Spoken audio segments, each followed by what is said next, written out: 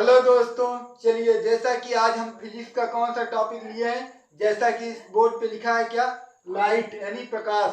तो आज हम लोग क्या पढ़ेंगे, लाइट चैप्टर पढ़ेंगे और जिसको हिंदी में क्या बोलते हो आप, प्रकाश। ठीक, चलिए तो हम देखते हैं लाइट यानी प्रकाश किसे कहेंगे। आप सभी लोगों को पता है कि प्रकाश क्या होता है भाई। अगर सब लोग बता लोगे कि प्रकाश क्या है, एक चीज तो जानते हैं प्रकाश क्या करता है, आपको वह क्या करता है कि वस्तुओं को देखने में आपकी क्या करता है, सहायता प्रदान करता है ना। तो प्रकाश की वजह से आप क्या देखते हो, वस्तुओं को देखते हैं। ठीक, यानी प्रकाश आपको वस्तुओं को देखने में सहायता प्रदान करता है। ठीक, और आपको यह भी पता होगा कि प्रकाश क्या है, एक प्रकार की ऊर्जा है ना।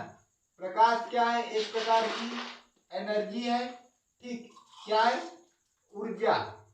तो प्रकाश क्या है, एक प्रकार की ऊर्जा है। ठीक, और प्रकाश हमें क्या करता है, वस्तुओं को देखने में सहायता प्रदान करता है। ठीक, क्या करेगा यार, वस्तुओं को देखने में, वस्तुओं को देखने में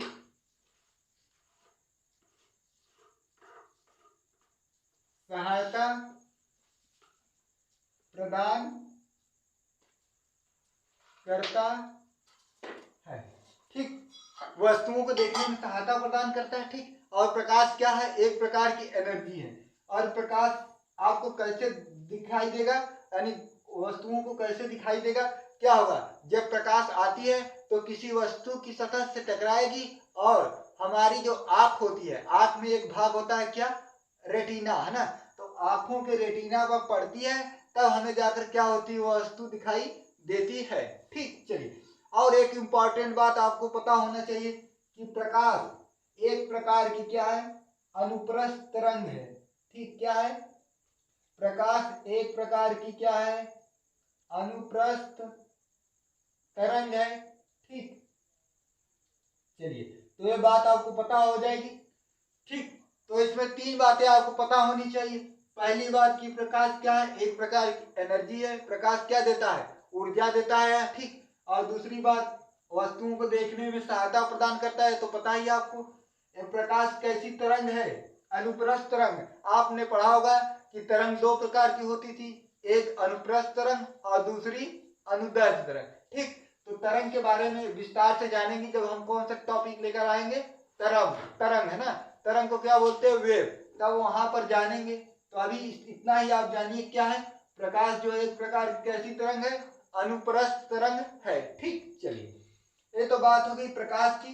चलिए तो इसके बाद हम लोग कहाँ चलेंगे, प्रकाश का परावर्तन। क्या पढ़ेंगे, प्रकाश का परावर्तन। ठीक, प्रकाश का परावर्तन पढ़ेंगे ना। अभी आपने क्या देखा कि प्रकाश क्या है, आपने देखा कि प्रकाश एक प्रकार की एनर्जी है और प्रकाश क्या है, एक अनुप्रस्थ तरंग है। और प्रकाश हमें वस्तुओं को देखने में क्या करता है, सहायता प्रदान करता है। ठीक, चलिए इसके बाद हम क्या पढ़ेंगे, प्रकाश का क्या पढ़ेंगे, परावर्तन ना। प्रकाश का परावर्तन यानी क्या, रिफ्लेक्शन ऑफ लाइट, इसके बारे में जानेंगे। चलिए तो पहले इसको समझने से पहले हम कुछ देखते हैं। चलिए यह क्या है, मान लीजिए क्या है, ग्लास है या कांच है, आप मान सकते हो क्या, कोई वस्तु है। ठीक, चलिए मान लीजिए क्या है, कोई वस्तु की सतह या कांच भी आप मान सकते हैं, तो क्या हो जाएगा, कांच की सतह। ठीक, वस्तु की सतह है। ठीक, चलिए और हमने क्या किया, कोई प्रकाश इस वस्तु की सतह पर गिराएंगे, यानी कोई प्रकाश आएगा कहाँ, इस वस्तु की सतह पर। मान लीजिए कोई प्रकाश आया और इसको हमने ऐसे बना दिया, इसका मतलब क्या है, कोई प्रकाश आ रहा है और वस्तु की सतह से क्या होगा, टकराएगा और टकरा कर क्या होगा, फिर वापस चला जाएगा उसी माध्यम में। ठीक, देखिए और जो प्रकाश आता है उसे क्या बोलते हो, आपतित किरण। क्या बोलोगे, आपतित किरण। ठीक, अब जो प्रकाश वापस लौट गया उसे क्या बोलोगे, परावर्तित, क्या बोलेंगे, परावर्तित किरण। ठीक, यह हो गया आपतित किरण और यह क्या हो गया, परावर्तित किरण। ठीक, चलिए, अगर कोई देखो यह क्या है, एक माध्यम है, या वो क्या है, एक माध्यम है। मान लो कोई एयर से प्रकाश आ रहा है, यानी वायु माध्यम से प्रकाश आ रहा है। यहाँ पर मान लीजिए कांच है, चाहे वस्तु है, तो क्या है, दूसरा माध्यम है। तो देखो एक माध्यम से दूसरे माध्यम में जब प्रकाश की किरण आती है तो और वस्तु की सतह से क्या होती है, वस्तु की सतह से टकराई, यहाँ भाई टकराई कि नहीं, और टकरा कर पुनः उसी माध्यम में वापस लौट जाती है। यानी जिस माध्यम से प्रकाश आई थी और वस्तु की सतह से टकरा कर या कांच की सतह से टकरा कर पुनः उसी माध्यम में क्या होती है, वो वापस लौट आ जाती है। यानी जिस माध्यम से आई थी प्रकाश की किरण, क्या हुआ, फिर उसी माध्यम में देखो वापस लौट गया। इस घटना को क्या बोलोगे आप, प्रकाश का परावर्तन। देखो नाम से प्रतीत हो रहा है आपको, क्या लिखा है, परावर्तन का मतलब क्या होना, परावर्तित हो जाना। ठीक, चलो आप बता लेंगे, जब कोई प्रकाश की किरण किसी माध्यम में आती है, किसी एक माध्यम से दूसरे माध्यम में, तो वह उस वस्तु की सतह से टकरा कर फिर उसी माध्यम में चली जाए। अगर यह माध्यम आप क्या मान रहे हो, वायु है, यानी एयर है। कौन सा माध्यम है, एयर, यानी किसको क्या बोलोगे, वायु। अगर वायु से कोई प्रकाश की किरण आ रही कहाँ, किसी वस्तु की सतह, या तो हमने कहा कांच ले लीजिए, तो क्या होगा, उसके टकरा कर फिर किस माध्यम में चली गई है, वायु वाले माध्यम में। ये कौन सा माध्यम है, ऊपर का वायु, और जो रखा है वस्तु, ये क्या है, दूसरा माध्यम है। ठीक, तो उसी माध्यम में चली गई, इसलिए इसको क्या बोलोगे, प्रकाश का परावर्तन। चलिए ठीक है, आप क्या करोगे, एक जो किरण है उसके बीच में एक अवलंब खींचोगे। अवलंब का मतलब जो कितने डिग्री का कोण बनाए, सतह से 90 डिग्री। तो आप क्या खींचोगे, एक अविलंब। चलिए आपने एक अविलंब खींच दिया, तो इसको क्या नाम कर बोलोगे, अविलंब। क्या बताओगे, इसका नाम क्या है, अविलंब, क्योंकि आपने क्या खींचा है, लंब, या इसको क्या बोलते हो, अविलंब को नॉर्मल है। अविलंब, और अविलंब का मतलब क्या होता है, इस सतह से कितने डिग्री कोण बनाएगा, 90। चलिए आपको पता हो गया, जो किरण आती है आपतित, और जो क्या होती है वापस चली जाती है उसी माध्यम में, उसे क्या बोलते हैं, परावर्तित। और इनके बीच में कोण होगा एक, और एक कोण किसके बीच में होगा, इसके एक देखो अविलंब और आपतित किरण के बीच में कोण है, और दूसरा कोण कौन सा है, अविलंब और परावर्तित किरण के बीच में कोण है।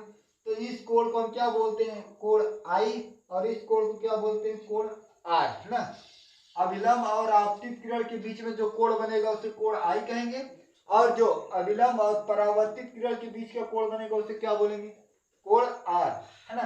तो इस कोण आई को क्या बोलते हो आप, देखो कोण आई का मतलब है क्या, कोण आई को क्या बोलोगे आप, आपतन कोण, क्योंकि किसके बीच कोण है, अविलंब और आपतित किरण के बीच। इस तरह आपको याद रहेगा, याद रहेगा कि नहीं, आपतित किरण और अविलंब के बीच का कोण, इसका मतलब क्या है, वो आई, और आई को क्या बोलते हो, आपतित किरण है, इसका मतलब कौन सा कोण होगा, आपतन कोण।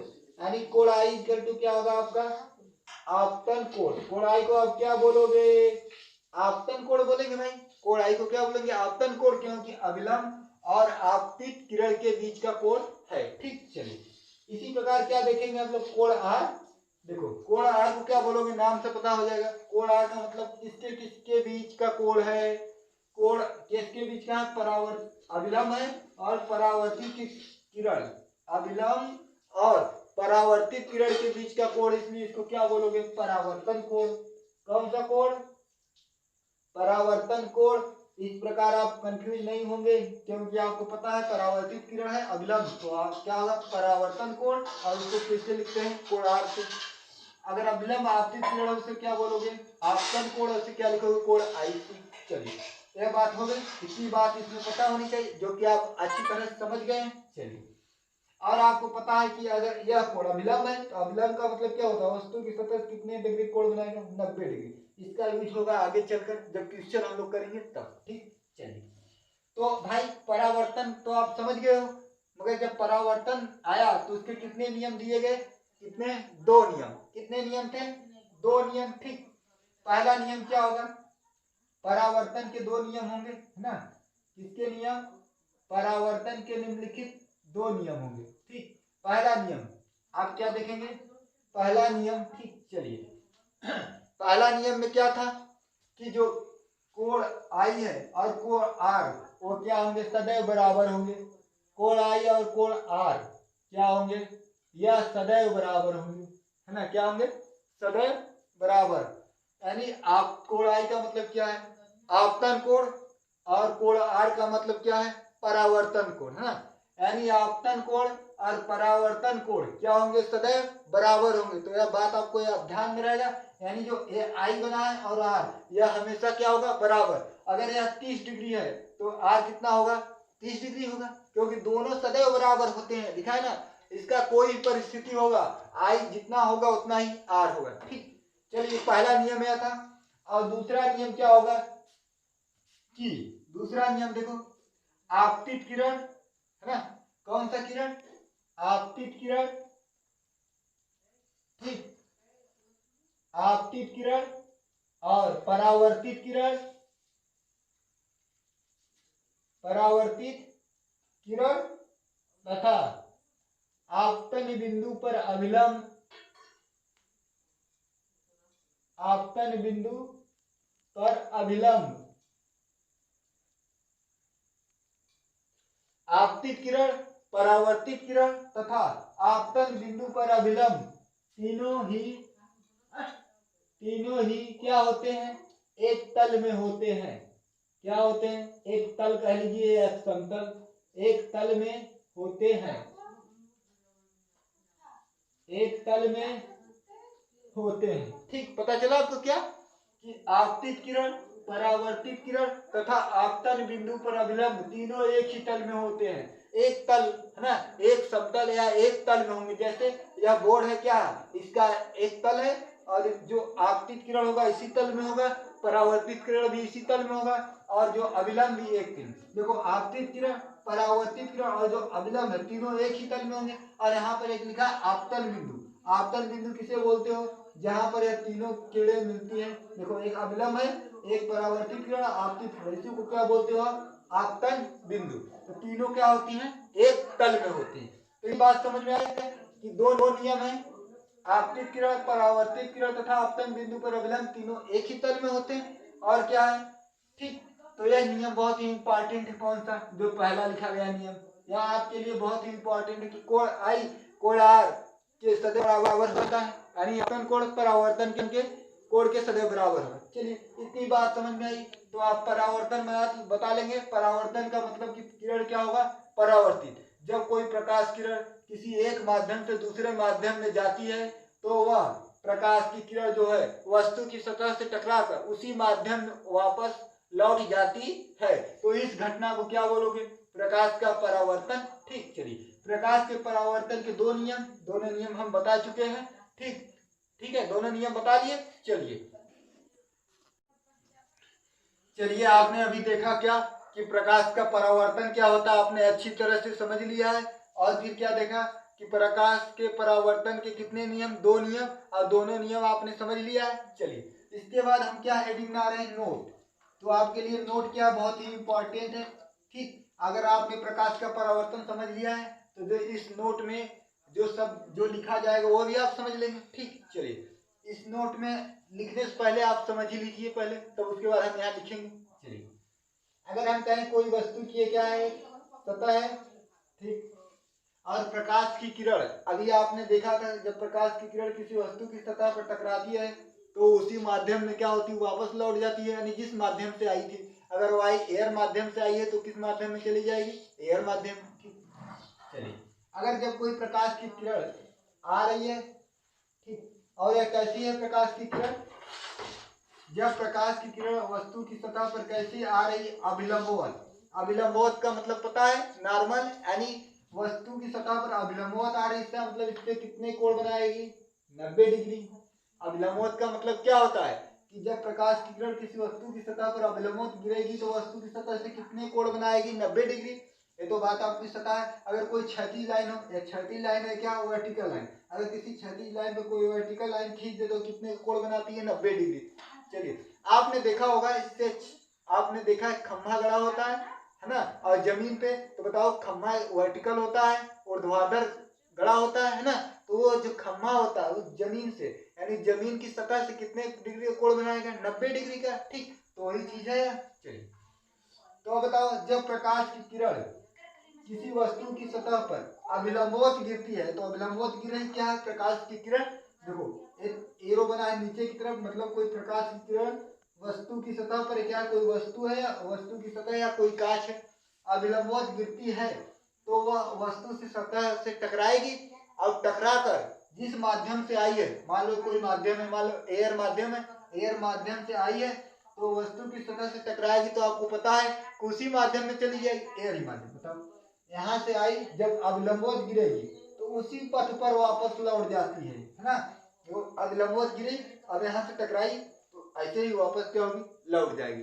अगर कब कितना कोण कितना है, 90 डिग्री। 90 डिग्री का मतलब क्या है, लंबवत या अभिलंबवत। जब गिरेगा तो वस्तु की सतह से टकरा कर उसी माध्यम में क्या होगा, वापस लौट जाएगा, यानी उसी पथ पर। चलिए तो यहाँ हम क्या लिख सकते थे, पहले उससे बात समझ लेते हैं। चलिए बताइए, ये यही क्या है, आपतित किरण। भाई जो प्रकाश की किरण आती थी उसी को क्या बोलते थे, तो आपतित किरण। इसका मतलब ये क्या है, आपतित किरण, और जब टकरा कर वापस लौट जाती थी उसे क्या बोलते थे, परावर्तित किरण। तो देखो ये आपतित किरण आई तो आपतित किरण जब टकरा कर उसी पथ पर क्या हुआ है, वापस लौट गई है, तो यही क्या है, यही आपतित किरण है। और यही क्या है, परावर्तित किरण है। भाई यही आपतित किरण होगा, यही क्या होगा, परावर्तित किरण। तो बताओ दोनों के बीच में कोई कोण है, आपतित किरण और परावर्तित किरण दोनों एक ही पर है, तो दोनों के बीच में कोई कोण होगा, नहीं होगा ना। कोण क्या होगा है, अगर हम पूछे कोण आई, आपतन कोण कितना है, 0, क्योंकि भाई आपतित किरण, परावर्तित किरण तथा अभिलंब तीनों एक ही लाइन में है, और एक ही लाइन बना रहे हैं तो कोई कोण बनेगा नहीं। तो आपतन कोण कितना होगा, 0, परावर्तन कोण 0 हो गया। हो गया कि नहीं। देखो भाई कोण तो पता है ना किसे कहते हैं, कोण किसे बोलते हो आप, कोण का मतलब एंगल। कोण होने के लिए कम से कम 2 रेखाएं होनी चाहिए, और कोण किसे बोलते हैं, 2 सरल रेखाओं के बीच के झुकाव को क्या बोलते हो आप, कोण। 2 सरल रेखाओं के बीच के झुकाव को क्या बोलते हैं, कोण। 2 सरल रेखाओं के बीच के झुकाव को क्या बोलोगे, कोण। तो कितनी रेखा होनी चाहिए, 2। देखो एक रेखा या एक सरल रेखा यह है और दूसरी सरल रेखा यह है, तो इसके बीच जो झुकाव है, देखो यही इसके बीच क्या झुकाव, इसी को कोण बोलते हो, कोण कहते हो। और एक कोण मान लो थीटा है, तो थीटा कोण है, हो सकता है 30 डिग्री हो सकता है 25 डिग्री, जितना हो, ठीक। तो इसी को बोलते हैं कोण। तो कोण होने के लिए 2 रेखा, चलो इस रेखा को हम बढ़ाते आए, नीचे की तरफ लेते आए, तो बताओ कोण का मान क्या होगा, घटता जाएगा। और जब यह रेखा इसी पर आ जाएगा तो कोण कितना हो गया, 0 डिग्री। एक बार यहाँ आएगा, एक बार यहाँ आएगा तो कुछ कोण होगा। जब यह रेखा इसी रेखा पर आ गया तो कोण कितना हो गया, 0 डिग्री। तो बताओ कोण आई क्या होगा, 0 होगा, क्योंकि आपतन कोण, कोण आई का मतलब क्या है, आपतन कोण, और आपतन कोण क्या होगा, 0। आर का मतलब परावर्तन कोण, परावर्तन कोण क्या होगा, 0।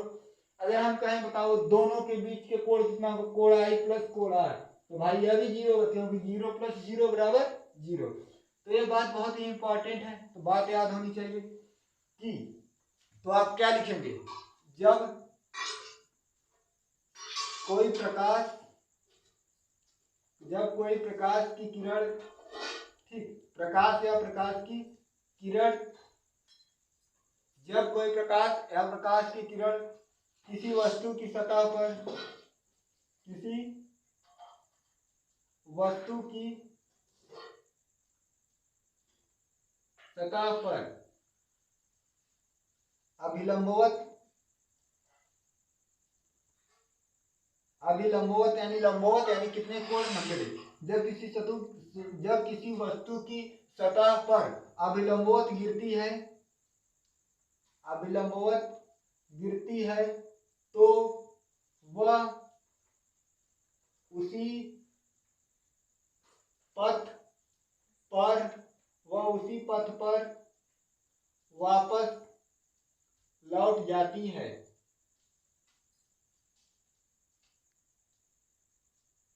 ठीक, तो यह बात ध्यान में रखेंगे, नोट में, बहुत ही इंपॉर्टेंट नोट है, ठीक है, क्योंकि आपको पता है, आपने समझ लिया, आप कर लेंगे। ठीक, जब कोई प्रकाश की किरण किसी वस्तु की सतह पर अभिलंबवत गिरती है तो उसी पथ पर क्या होती है, वापस लौट जाती है। चलिए जैसा कि यहाँ देखा, और देखा कि कोण आई क्या है, 0, कोण आर भी 0 होगा इस केस में। ठीक, इस केस में क्या होगा, दोनों 0 हो जाएंगे। ठीक, चलिए तो आपको पता हो गया, बात ध्यान में रहेगा।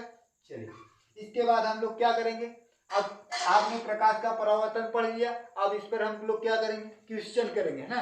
तो आप क्वेश्चन बनाएंगे और आसानी से। ठीक है, चलिए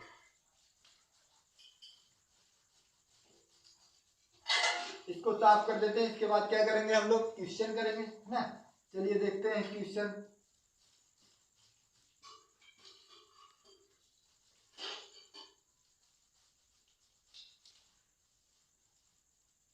चलिए अगर हम आपको एक क्वेश्चन दे रहे हैं, आप लोग करेंगे। ठीक, चलिए मान लिया क्या है, अगर कोई प्रकाश की किरण आ रही है तो उसे क्या बोलेंगे, आपतित किरण, और टकरा कर वापस लौट जाएगी तो क्या बोलेंगे, परावर्तित किरण।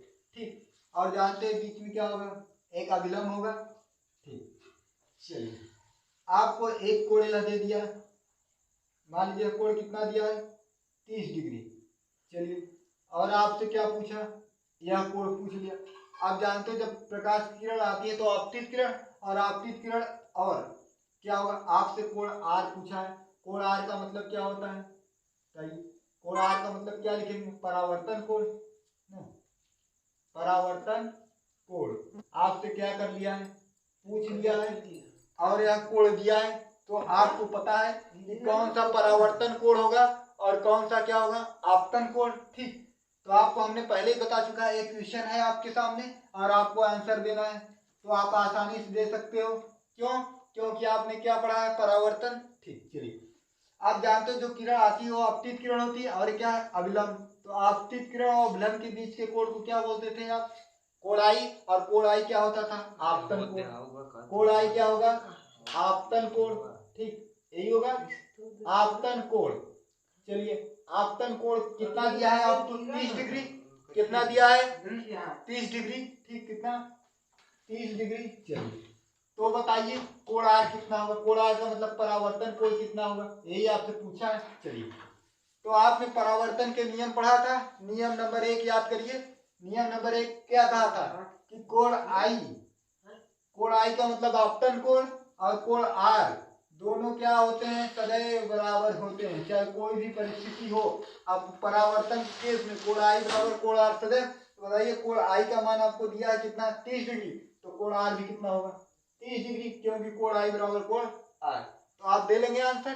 चलिए तो इस तरह आप क्वेश्चन कर लेंगे। चलिए अब इसी को हम बदल दें, एक बार आपको क्या कर दें, इसी क्वेश्चन में अगर एक बार हमने दे दिया इसको 60 डिग्री, तो आपसे क्या पूछेगा, कोण आई।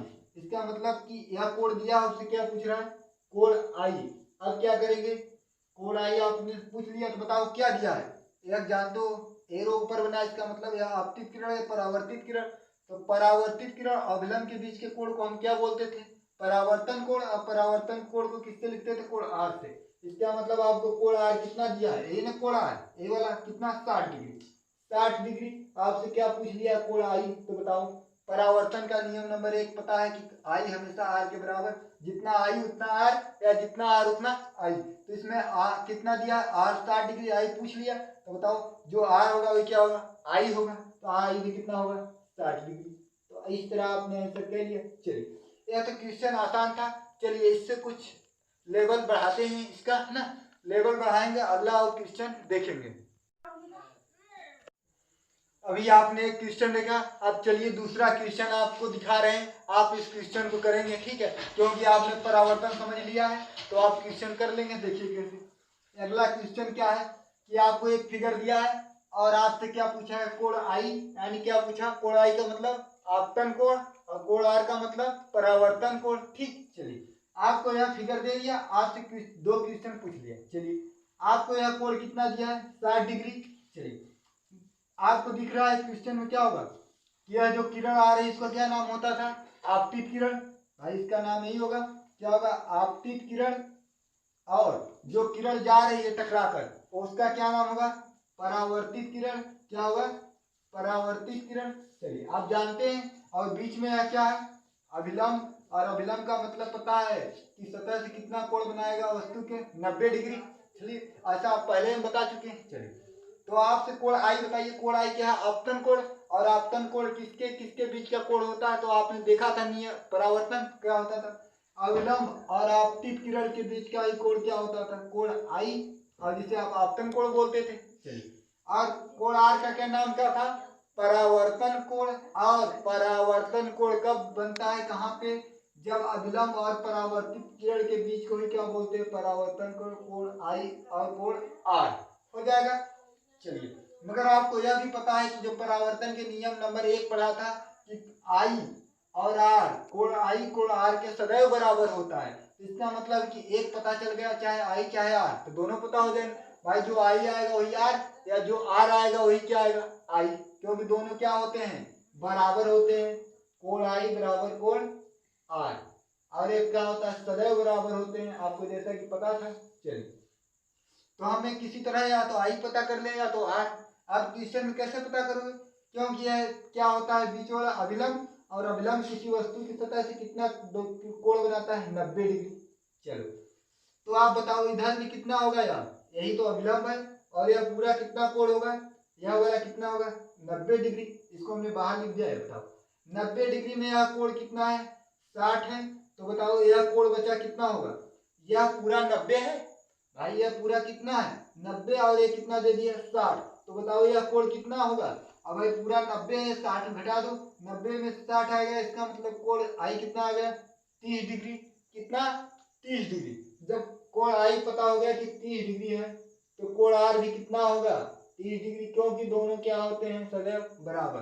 तो इसका मतलब आपतन कोण भी 30 डिग्री, परावर्तन कोण भी 30 डिग्री। यह समझ में आया कि नहीं, इसको अलग से बनाकर फिर समझा रहे हैं। देखो यही था, और यह दे दिया आपको कितना, 60 डिग्री, ठीक। और यह कोण क्या होता था, आई, और यह कोण क्या होता है, आर। तो बताओ यह कितना कोण होगा, 90, ठीक। और यह इधर का भी पूरा कितना कोण होगा, यह वाला 90, यह पूरा 90, कितना 60, यानी यहाँ से यहाँ कितना होगा 60, तो कितना कोण बचा, ये कितना बचेगा, 30 ही बचेगा। ये पूरा 90 है और ये 60, तो 90 में 60 घटा दो, तो इतना वाला कोण कितना होगा, 30। इतना पता होगा, जब आई 30 तो आर भी 30। इस तरह क्वेश्चन आप कैसा भी क्वेश्चन है आप कर लेंगे आसानी से, ठीक। कर लेंगे कि नहीं, एकदम कर लेंगे, कोई दिक्कत नहीं होगा। चाहे कोई भी क्वेश्चन दे दे परावर्तन कोण पे, आप आसानी से क्या करोगे, कर लोगे। चलिए, एक और आपको क्वेश्चन देते हैं, आप करेंगे, ठीक, जिसको आपने आसानी से कर लिया होगा। चलिए, दूसरा क्वेश्चन आपको देते हैं, आप करेंगे, ठीक। चलिए देखते हैं दूसरा क्वेश्चन।